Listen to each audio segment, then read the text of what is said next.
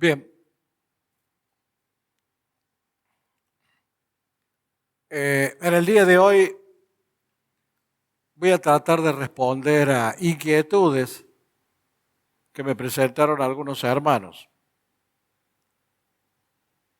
Algunas preguntas, algunas inquietudes.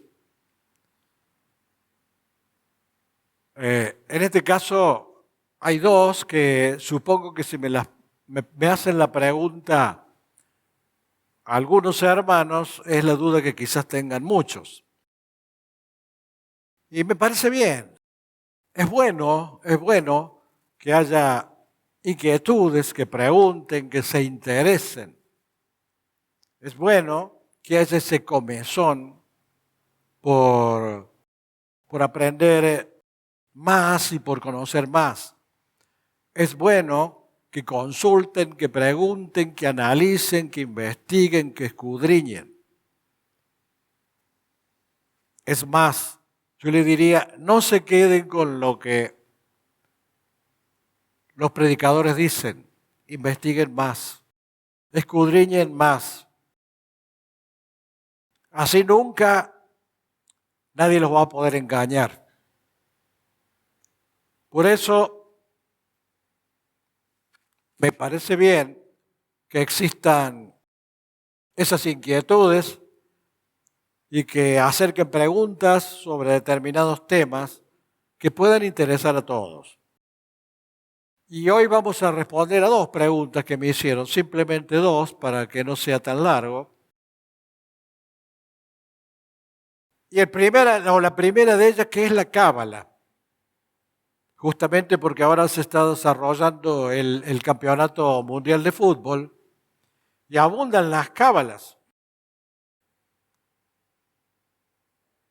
Escuchamos de los deportistas, de los periodistas, de los políticos,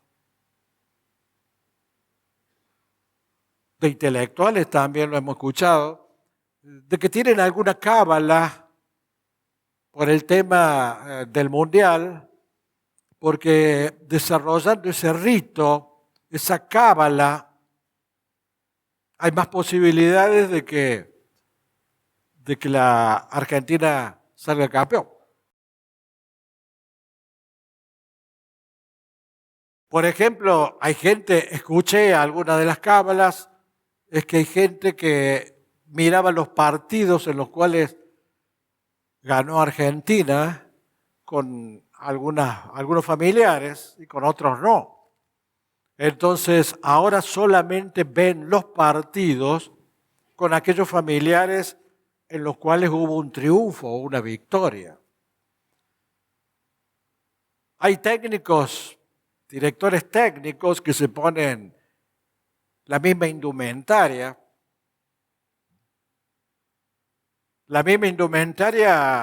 por cábala. Hasta que mientras el equipo gane van vestidos siempre de la misma manera. Hay infinitas cábalas. Algunos ven el partido desde una silla determinada, sentados en un determinado lugar, y bueno, y por cábala lo van a ver siempre en esa misma silla y en ese mismo lugar. No sea cosa que si me cambio de silla o me cambio de lugar, Argentina pierda. Pero ¿qué es la cábala? Un tema tan actual, un tema muy típico de los deportistas y de los artistas. Si les va bien, por cábala hacen el mismo ritual siempre para que les siga yendo bien. Y la cábala tiene su origen justamente en el judaísmo, que eran algunos métodos que se utilizaban para interpretar el libro sagrado. Ustedes saben que el libro sagrado de la religión judía es el Torá. El Torá es lo que nosotros conocemos como el Pentateuco, o sea, los 5 primeros libros de la Biblia constituyen el Pentateuco Y para el pueblo judío es el Torá, que es la ley con la cual ellos se van manejando religiosamente, porque no aceptaron a Cristo, por consiguiente no aceptan la gracia que Cristo nos dio y viven aún bajo la ley del Pentateuco. Para la Biblia cristiana es Pentateuco, para ellos el Torá, y como les decía, son los 5 primeros libros de la Biblia. Entonces los escritores y los filósofos dijeron, bueno, esta es una sabiduría que Dios nos ha dado, es un método de interpretación del Torá, es una sabiduría ancestral. Entonces tenemos la sabiduría de Dios. Y se creyeron todo. Y fundamentalmente se desarrolló más en el judaísmo en los siglos 6 y 18, cuando estaban en Babilonia. Entonces, esa sabiduría ancestral la fueron contaminando con la idolatría propia que existía en Babilonia. En consecuencia, comenzó allí la cábala a deteriorarse, a deformarse. Lo que inicialmente fue un método de interpretación terminó siendo una superstición. Cábala significa recibir. Por ende, ellos consideraban, los judíos, que habían recibido de Dios la sabiduría. ¿Qué recibieron? ¿Cuál fue la cábala? La cábala, recibir la sabiduría. Y pronto se consideraron como escogidos de Dios porque habían recibido la sabiduría, como escogidos para que Dios les dé toda la sabiduría en todos los aspectos, hasta considerarse más que Dios. Y entonces comenzaron a interpretar las Escrituras en forma alegórica, o sea, un significado simbólico, lo cual significa que interpretaban las Escrituras como ellos querían. Interpretaban las Escrituras de acuerdo a su criterio, de acuerdo a su manera y forma de ver las cosas. Una alegoría, lo que dice la Biblia, es un simbolismo. Nosotros la vamos a interpretar como una alegoría y por ende lo vamos a interpretar de acuerdo a un criterio personal. Por consiguiente, intervino la mano del hombre, la mente del hombre, el corazón del hombre. Y también intervino Satanás. Y lo que en un principio fue un método de estudio de la Torá, se convirtió en un ocultismo, en un esoterismo, en algo relacionado con la magia, con la astrología y todas las cuestiones de las ciencias ocultas. Y todo lo que se dice a través de la cábala, de la filosofía cabalística, no tiene ningún fundamento científico. No hay nada que diga que si yo me siento en este lugar, voy a tener suerte por estar sentado en este lugar. No hay ningún fundamento científico. Es toda superstición. Es más, esa filosofía ahora dice que las cosas son creadas por emanaciones de Dios. Que Dios hizo la creación mediante emanaciones. Negaban que Dios en forma directa haya hecho la creación, sino eran emanaciones, era algo que salía de Dios, pero no es que Él haya querido hacer la creación. Y la última emanación fueron los ángeles. Los ángeles surgieron de una emanación de Dios, dice esta filosofía. Por eso consideran a los ángeles como un Dios más chico, como un Dios menor. Endiosan a los ángeles. Y los ángeles son seres creados. Ellos sostienen, no, son emanaciones. Por ende, son un Dios en miniatura, un Dios pequeño. O sea que al darle un sentido alegórico a las Escrituras, a Dios lo enmarcan, lo encuadran dentro de lo que ellos piensan. Y se transformó en una corriente mística, alegórica del Antiguo Testamento, que deforma la verdad de Dios. Y terminó siendo un ocultismo, un esoterismo.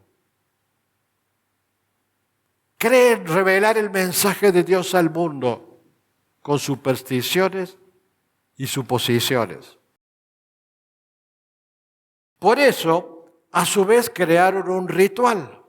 ¿El ritual cuál es? Y bueno, yo me siento en el mismo lugar para tener suerte. Yo uso un amuleto para tener suerte. Ustedes vieron que los jugadores de fútbol entran a la cancha y tratan de pisar con el pie derecho. ¿Y por qué? Porque se ingresan, no todos, algunos, porque si ingresan con el pie izquierdo van a tener mala suerte o van a perder. Entonces, ese es un ritual. Entro con el pie derecho para tener suerte. Esa es una cábala. No tiene nada de científico, es solo una superstición. Las Escrituras deben seguirse al pie de la letra. No deben analizarse místicamente, ni alegóricamente, ni simbólicamente. Cuando Dios dice sí, es sí. Cuando Dios dice no, es no. No tenemos por qué agregarle interpretaciones humanas, alegóricas, simbólicas.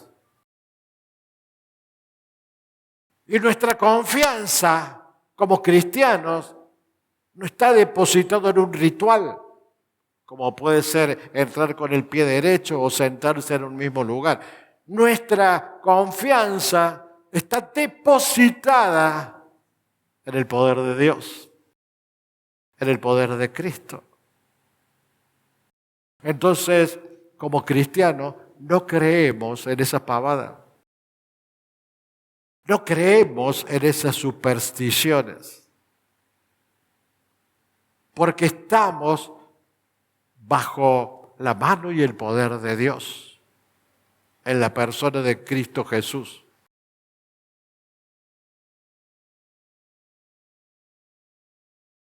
La cábala es una filosofía que considera que la naturaleza es una divinidad, que Dios y la creación son una misma cosa y la creación es Dios. Adoran lo creado.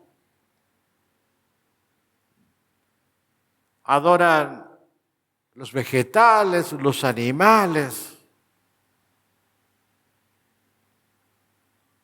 Una desviación de la verdadera doctrina.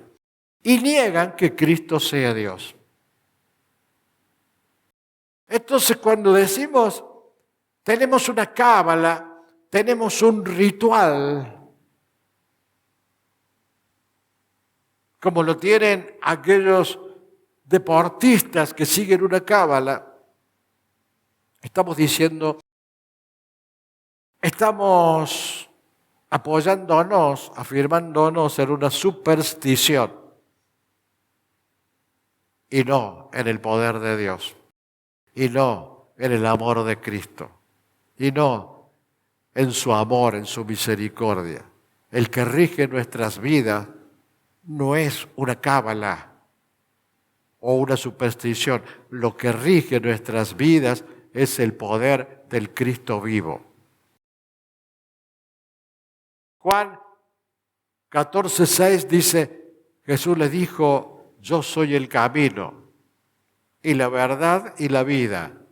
Nadie viene al Padre sino por mí. Este versículo, que lo hemos repetido tantas veces, acá tiene una aplicación práctica y una explicación práctica. Si Él es el camino, si Él es la verdad, si Él es la vida, significa que no hay otro camino, no hay otra verdad, no hay otra vida. Por consiguiente, los otros caminos son caminos mentirosos y la cábala es un camino mentiroso.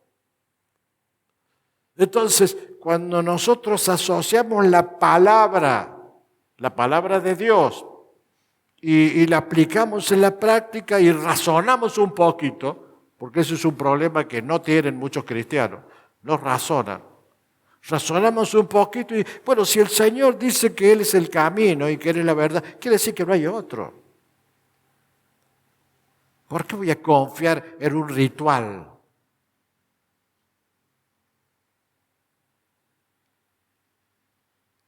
Y porque Cristo es Dios. En el principio era el Verbo y el Verbo era con Dios, dice Juan 1:1, y el Verbo era Dios. Este era en el principio con Dios. Todas las cosas por Él fueron hechas y sin Él nada de lo que ha sido hecho fue hecho. Él es el que hizo todas las cosas. Nosotros no adoramos la naturaleza, sino adoramos al que hizo la naturaleza. No adoramos las cosas, sino adoramos al creador de todas las cosas. No estamos para inclinarnos ante pequeñeces, nosotros solamente nos inclinamos ante el Creador y su Hijo, el Salvador y el eterno Consolador, el Espíritu Santo. En Él siempre vamos a confiar porque Él nunca nos falla y porque es Dios y porque tiene amor. Bueno, esa es, digamos, la respuesta a la inquietud de qué es la cábala. Es superstición, hermanos. Un cristiano no debe tener cábalas. Un cristiano debe confiar en Cristo. Y tiene que tener presente que el mundo no está regido por Cristo. Y el campeonato del mundo no está organizado por ninguna organización celestial. Es algo mundano. Que Dios nos ayude que Argentina salga campeón. Pero no por eso deja de ser mundano. Como argentinos tenemos un deseo.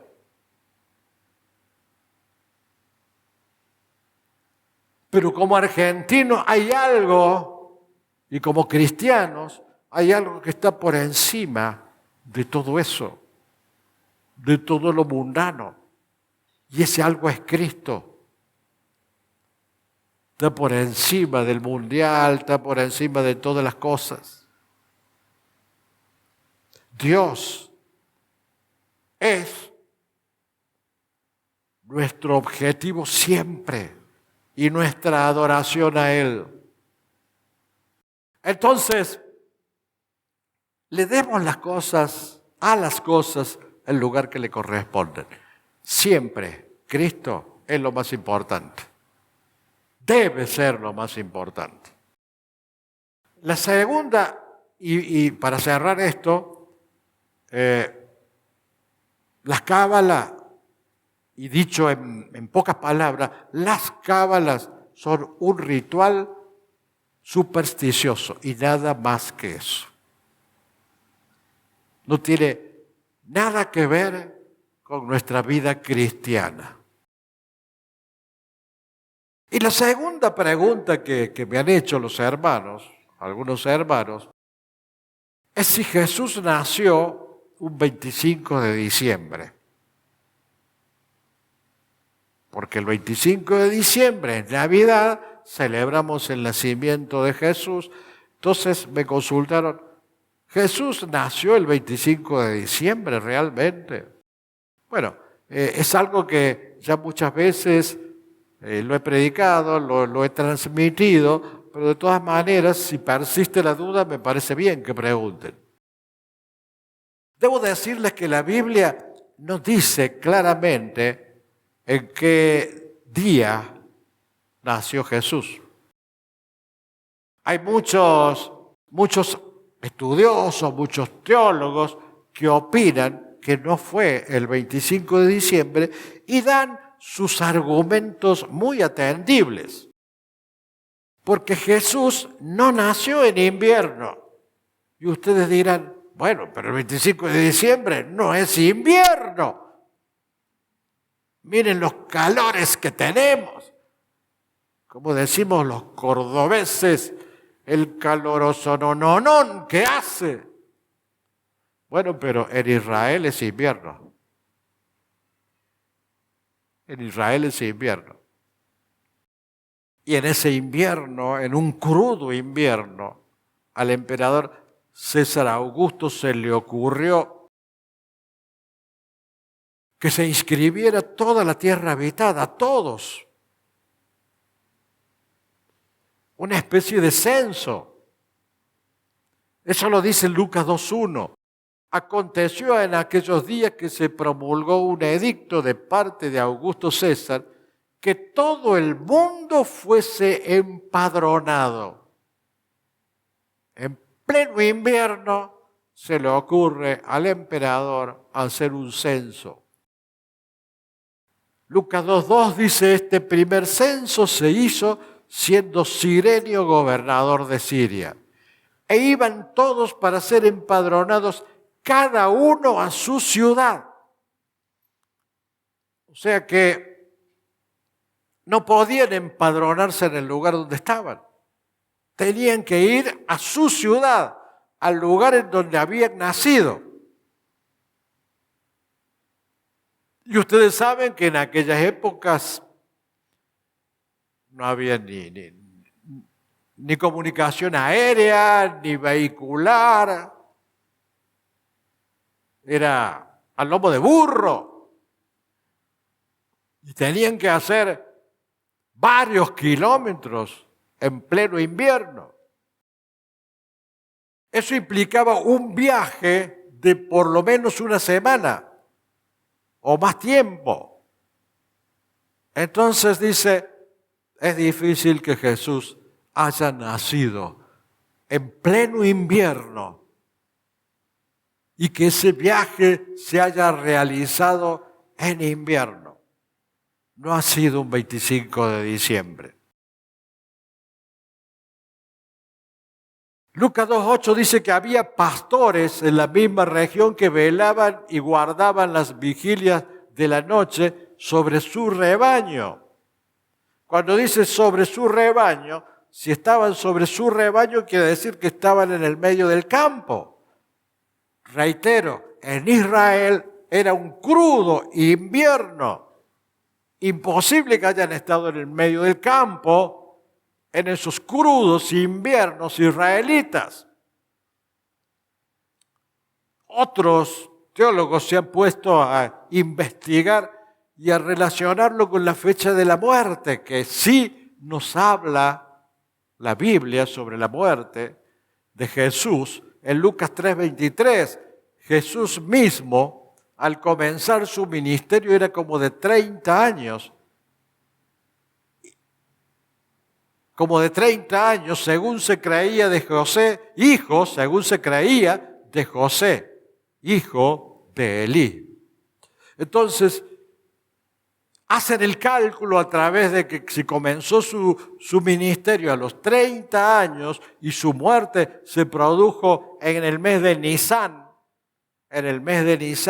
que equivale al mes de abril nuestro, de acuerdo al calendario gregoriano, y allí murió a los 33 años, y bueno, se hace un estudio para relacionarlo con el nacimiento. Juan 19:14 dice, era la preparación de la Pascua, el mes de Nisán. Y como la hora sexta, entonces dijo a los judíos, he aquí vuestro rey. A partir de todos esos estudios, del invierno que tenían que pasar en viaje, en un burro, José y María, del invierno en que tenía que pasar los pastores en el campo, y relacionándolo con la muerte de Jesús, que fue en el mes de Nisán,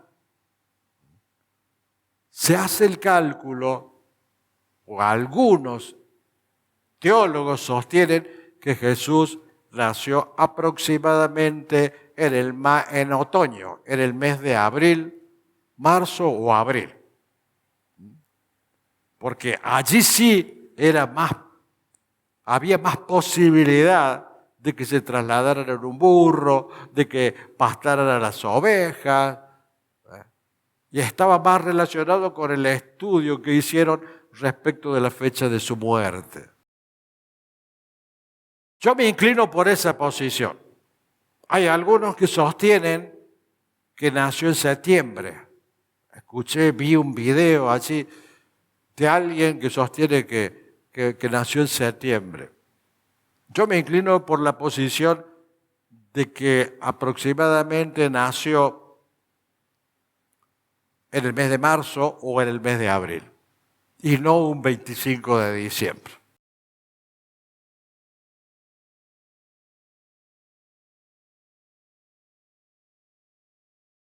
Entonces ustedes se preguntarán, ¿y por qué celebramos el nacimiento de Jesús el 25 de diciembre?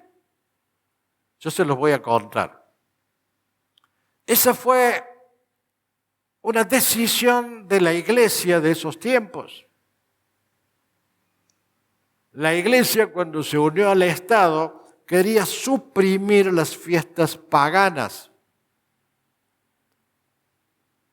Y el 25 de diciembre se celebraba una fiesta pagana.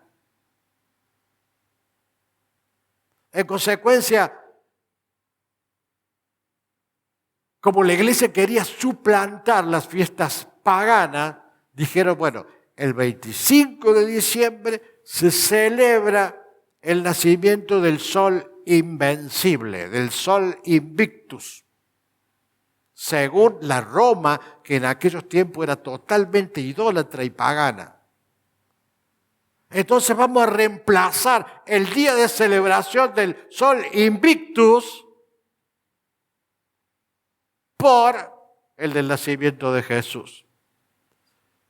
Fue una cuestión estratégica. De igual manera que primero se emitió el calendario juliano, después el calendario gregoriano. Nosotros no seguimos el calendario que sigue el pueblo de Israel. Primer día de la semana, segundo día de la semana, tercer día de la semana. Los días comenzaban a la tarde y no a la mañana, como en nuestro caso. Cambiaron todo. Y bueno, y también cambiaron lo que posiblemente haya sido la fecha de nacimiento de Jesús por esta, para suplantar una festividad pagana, para que de esa manera se conviertan más fácilmente. Allí, cuando la iglesia se une a la iglesia, se une al poder, cuando la iglesia se une al poder, se resuelven todas estas cosas. Y entonces, ¿por qué nosotros celebramos la Navidad, si realmente consideramos que Jesús no nació el 25 de diciembre, sino en marzo, abril, y aprovechamos para hablar del nacimiento de Jesús. Aprovechamos para hablar del que vino a redimirnos. Aprovechamos para hacer conocer que Dios se hizo hombre en la persona de Jesús.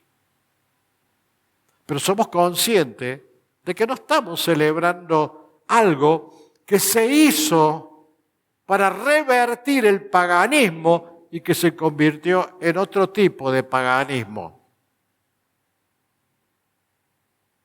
Porque en lugar de convertir a los paganos convirtieron a los miembros de las iglesias de manera tal que celebran la festividad del 24 de diciembre en la noche para recibir el 25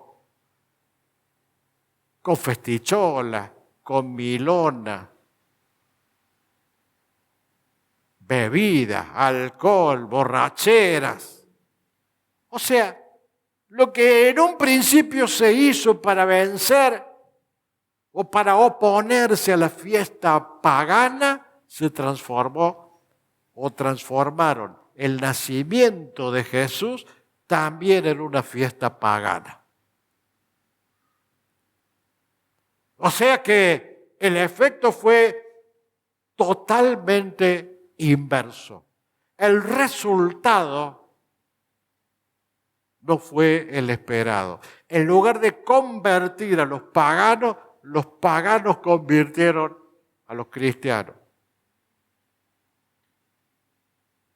Y muchos, entre los cristianos también, celebramos la Navidad como si fuera el nacimiento de Jesús, de la misma manera, con euforia, con bebida, con comida, con la mentira del arbolito de Navidad, con la mentira de Papá Noel. Mentiras, todas mentiras. Lo que debería ser un noble reconocimiento del nacimiento del Redentor, termina siendo en una fiesta pagana, que en muchos casos termina en rupturas familiares.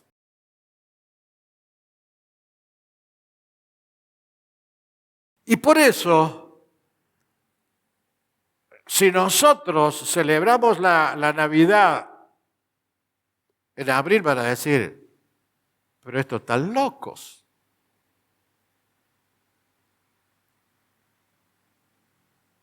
Y bueno, aparte va a ser como un eco en el desierto. Aprovechamos ahora a predicar sobre la venida de Cristo, sobre la primera venida de Cristo. Pero somos conscientes, y bueno, de que estas fiestas son más paganas que cristianas. Lo cual no debería ser así entre los cristianos.